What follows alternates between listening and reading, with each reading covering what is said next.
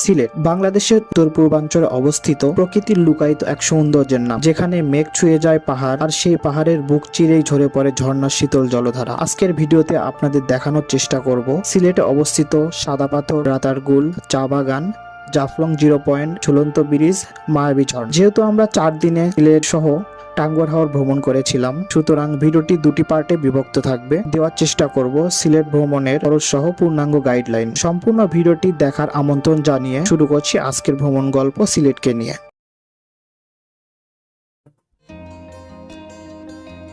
এখন আমরা আছি ঢাকা বিমানবন্দর রেলওয়ে স্টেশনে। যারা ট্রেনে ভ্রমণ করতে চাচ্ছেন তারা কমলাপুর অথবা বিমানবন্দর রেলওয়ে স্টেশন থেকে ট্রেনে উঠতে পারেন। আমাদের আজকের ভ্রমণের সঙ্গী উপবন এক্সপ্রেস, যা রাত 10টায় কমলাপুর থেকে সিলেটের উদ্দেশ্যে ছেড়ে আসে। তবে এই ট্রেনে ভ্রমণ করতে চাইলে আপনাদেরকে 10 দিন আগে টিকিট সংগ্রহ করতে হবে অনলাইনে। টিকিটের মূল্য 395 টাকা শোভন চেয়ার।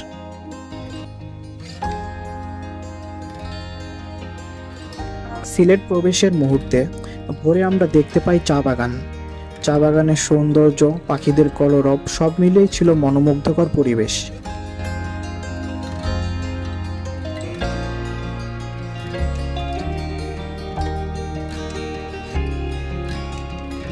এখন বাজে 6টা 30। আমরা এসে পৌঁছালাম সিলেট শাহজালাল রেলওয়ে স্টেশনে।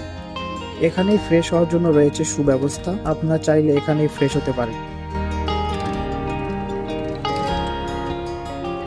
স্টেশন থেকে সিএনজি নিয়ে একটু দর কষাকষি করে 150 টাকায় ভাড়া ঠিক করলাম 5 ভাই রেস্টুরেন্টে যাওয়ার উদ্দেশ্যে।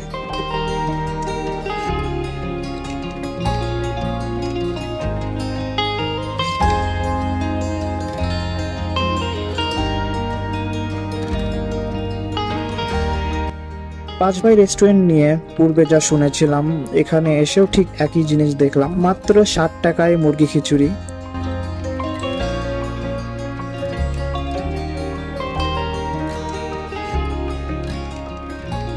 পাঁচ ভাই থেকে বের হয়ে মাত্র 30 টাকায় রিক্সা নিয়ে চললাম সাদা পাথর ও বিআরটিসি বাস কাউন্টারের দিকে।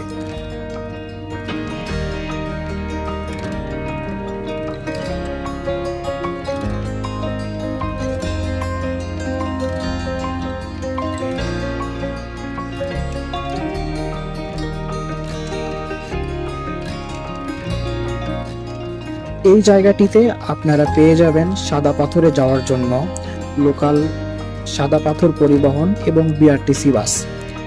তবে সাদা পাথর পরিবহন সবসময় থাকলেও বিআরটিসি সকাল 9টার পর থেকে যাত্রা শুরু করে। 30 মিনিট পর পর 2টি বাসই চলাচল করে। টিকিটের মূল্য 80 টাকা।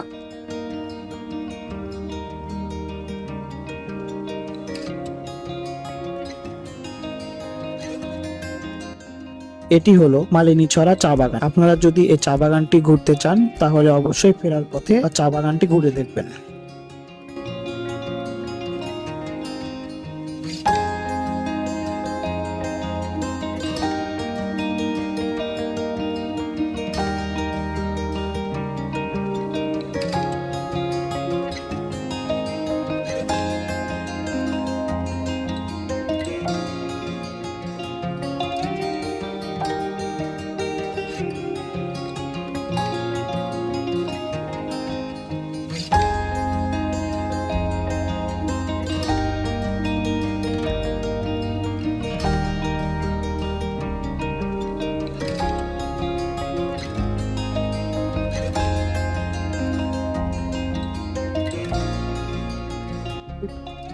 বাস থেকে নেমে চলে আসলাম একটু সামনে।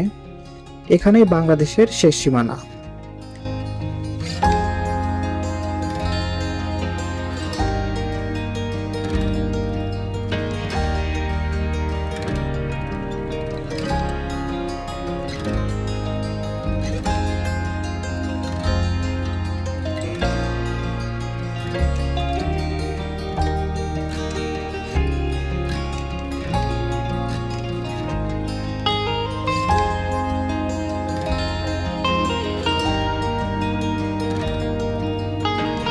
এখানেই পেয়ে যাবেন সাদা পাথরে যাওয়ার জন্য নৌকা।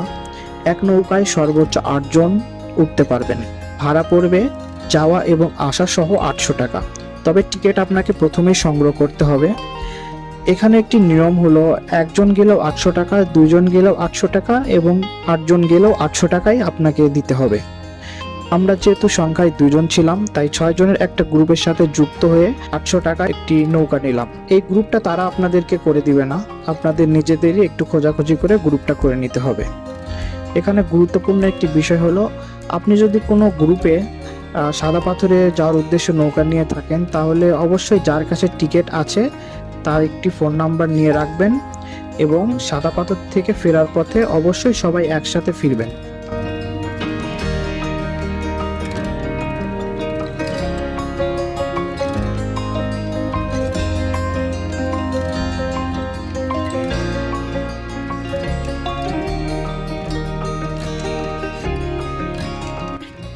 অবশেষে নৌকায় 10 মিনিটের যাত্রার পরে আমরা এসে পৌঁছেছি সাদা পাথরে। নেমেই কিছুটা হতাশ হলাম। সাদা পাথর নাম হলেও পাথর নেই বললেই চলে। দূরে অল্প একটু জায়গায় কিছু পাথর দেখা যাচ্ছে, চললাম সেদিকেই।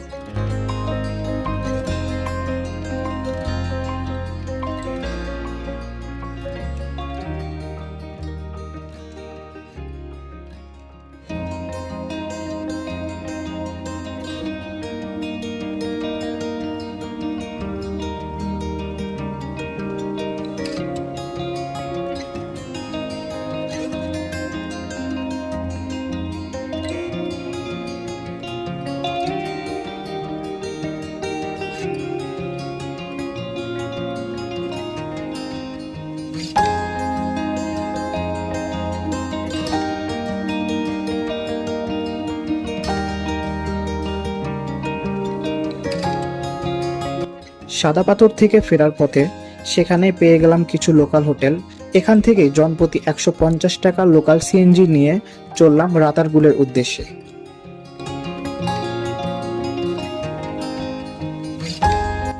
এখানেও এসে দেখি একই নিয়ম, নৌকা নিতে হবে 750 টাকায়, জনপ্রতি প্রবেশ ফি দিতে হবে 60 টাকা। তো এখানেও একটু খোঁজাখুঁজি করে 3 জন পেয়ে গেলাম, 5 জনে টোটাল 1050 টাকায় নৌকা নিলাম। এক্ষেত্রে আমাদের নৌকা পড়েছিল 750 টাকা এবং প্রবেশ ফি 5 জনে 300 টাকা।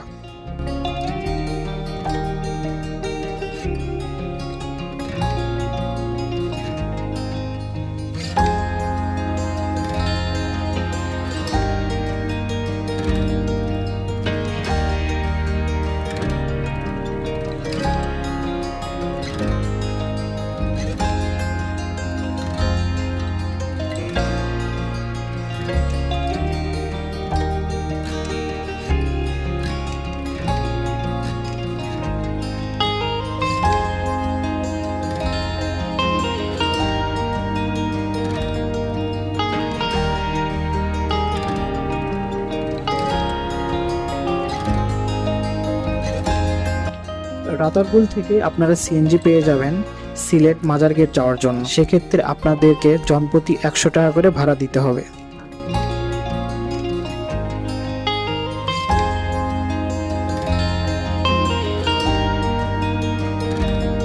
মাজারগেটে থাকার জন্য আমরা নিয়েছিলাম হোটেল লাল আকসার ডাবল বেডের একটি রুম, যার ভাড়া নিয়েছিল 2500 টাকা। এছাড়াও 1000 টাকায় ডাবল বেডের রুম নন এসি এখানে পেয়ে যাবেন। সকালে মাজার গেটের সামনে অসংখ্য সিএনজি পেয়ে যাবেন জাফলং এ যাওয়ার জন্য। তো সকালের নাস্তা সেরে আমরা 1800 টাকা একটি সিএনজি ঠিক করলাম জাফলং এ যাওয়ার উদ্দেশ্যে। যাত্রার পথে মেঘালয়ে এর পাহাড় এবং মেঘ ছিল মনোমুগ্ধকর।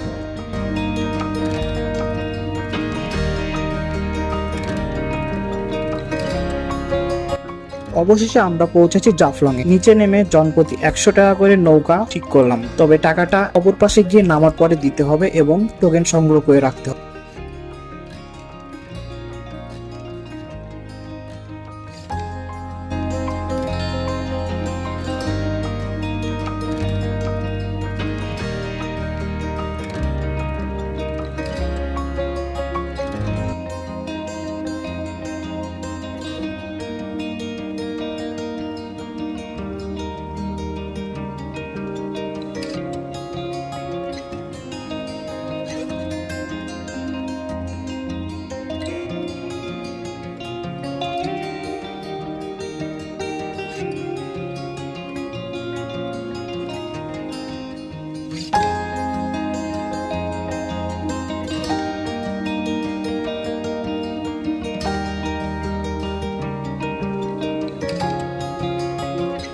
অপর পাশে নেমে টোকেন নেওয়ার পরে আমরা চললাম মায়াবী ঝর্ণার দিকে।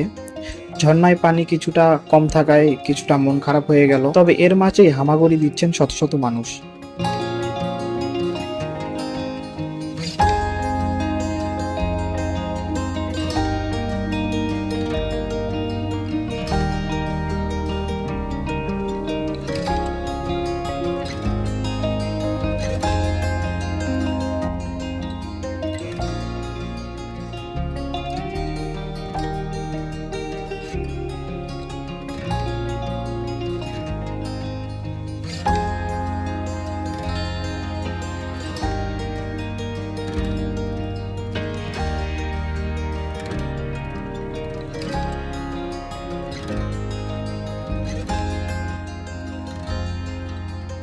ঝর্ণায় কিছুটা সময় কাটানোর পর সেম টিকেটেই অন্য নৌকায় উঠে চলে আসলাম ঝুলন্ত ব্রিজের দিকে।